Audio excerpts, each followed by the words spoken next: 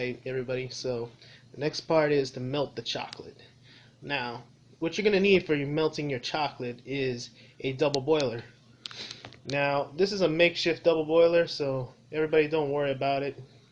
If you have a double boiler pot, good and big up to you. Now, what we're going to do is, for a double boiler, if you don't understand what this is, basically you have a bottom pot which boils water. When the water gets to a boiling point, you put your bowl on top here. Now, when you're melting your chocolate, you're going to have to control it, so oftentimes you might have to lift up. But that's basically what we're going to need, and it's how we're going to do our technique. Right now my water is boiling up, so I'll come back to you. But first, let's put a little bit of some salt in there. Salt helps to boil faster, helps the water to heat up quicker, and if you can put your bowl on top of there to trap the heat as well, so it will start boiling right away. So there you go. Alright everyone, as you can see, our water has started to boil. So now what we're going to do is let this cool down a little bit, because it was used as a a heat trapper for a bit. But in the meantime, let's take a look at what we got here. See, I have some Diamond Head crackers. This is what's going to be dipped into the chocolate along with the pears. So this is going to be very fun after we start. But right here, what we got here is two different types of candy molds. One is a red velvet chocolate candy chips. This is what we're going to use for our chocolate melting. The other one is a vanilla wafer flavored, which is basically a purple coat of candy, which will also be like the chocolate either way. We're going to melt both of them. But first, let's melt this red one right here. Everybody, so we're going to cut up this chocolate bag open right now. Yep. And we're going to take that and put it in our bowl. As you can see, some nice red velvet chocolate. And now, to start off, we're going to put it over the double boiler. Now, this is going to take just a little while. But this is why when you're on the double boiler like this, you should take your time. And most of all, because the chocolate itself won't start melting right away. Once it does, though, you'll have a lot to go with. So what I'm trying to do right now, as you can see, is I'm trying to spread out the chocolate, that way they all can get the evenly heated up a bit. And we should probably, we'll use a mitt, because this is going to get hot. Really freaking hot. Now, if you notice, your chocolate's melting. It's going to have this nice particular smell that you are customly used to when you go to like places like C's Candies or Godiva, and that's the melting chocolate. So it's a real custom smell. Oh, and one thing too, don't get your mitt stuck in there. I probably should move this because it's starting to get really hot. Yeah, it's really freaking hot. Now, for those of you who don't see it right away, right, this is how we're looking at right now. It's not so bad. Brother has just come home from watching the movies. I wonder what movie he watched. But hey, we gotta enjoy what we have.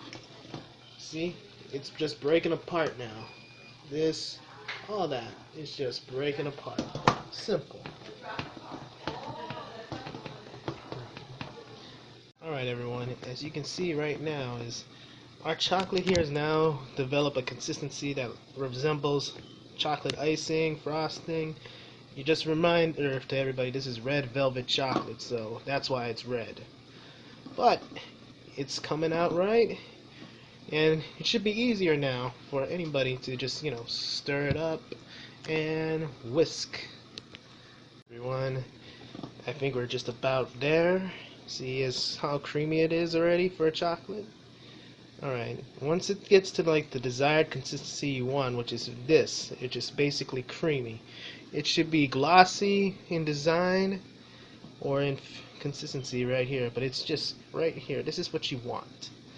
That way you can dip. You can also take this and put it inside what do you call those? Everybody, this is a creamy chocolate. This is what you want. This is what you can do. You can put it in a pastry bag and you can drizzle it. On top of that, you can drizzle it with your whisk if you want. You can dip cookies, you can dip fruit. It all matters. You can even pour it on top of something big. You can even use it as icing. This is what you need for chocolate right here when you're melting. Alright, let's go on to the next step where I'm gonna cover and coat the cookies and the pears. Alright everyone, so as you can see I already did practice 2 just to practice, and as my tongs are being completely jackasses, so what I'm going to do now is I'm going to grab a cookie and I'm going to stick it inside the chocolate. Get that nice cover coated all over, as you can see. And there you go. Let it drip off a bit.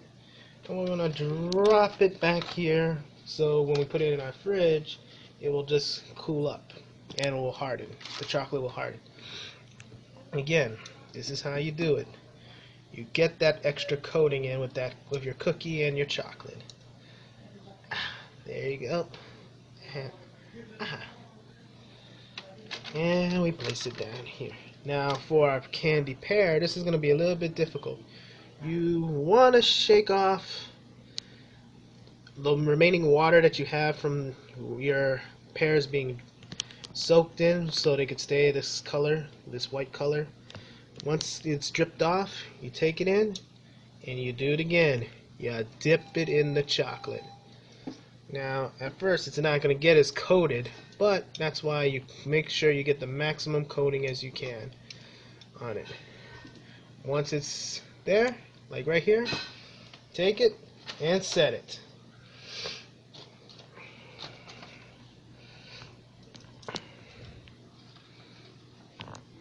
We'll do one more just for extra look. This could harden the chocolate on your tongs, by the way, but it's okay.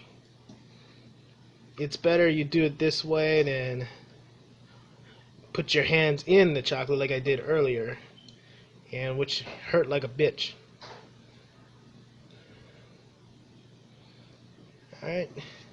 Now you notice your chocolate's going to get hard up again. So you might have to restart the boiler again.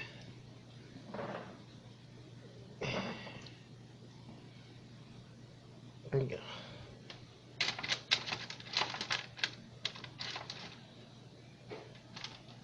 And I think I need to do that, but that's how you do them. You melt your chocolate to creamy, and then you dip.